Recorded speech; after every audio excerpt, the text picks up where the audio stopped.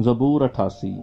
आए खुदावन मेरे निजात देने वाले खुदा, मैंने रात दिन तेरे हजूर फरियाद की है।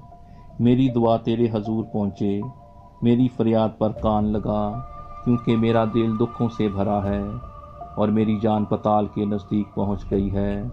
मैं गोर में उतरने वालों के साथ गिना जाता हूँ।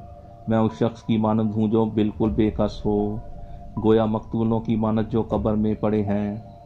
मुर्दों के दरमियान डाल दिया गया हूँ, जिनको तू फिर कभी याद नहीं करता, और वो तेरे हाथ से काट डाले गए।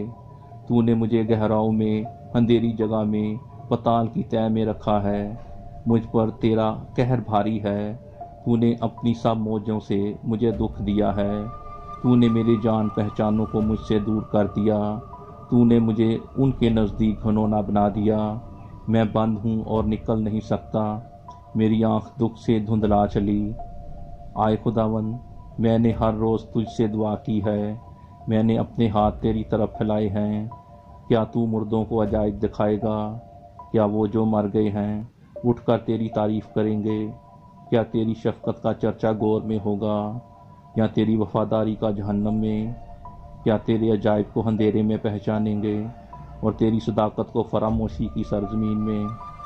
आए खुदावन, मैंने तो तेरी दुहाई दी है और सुबह को मेरी दुआ तेरे हजूर पहुँचेगी। आए खुदावन, तू क्यों मेरी जान को तर्क करता है? तू अपना चेहरा मुझसे क्यों छुपाता है?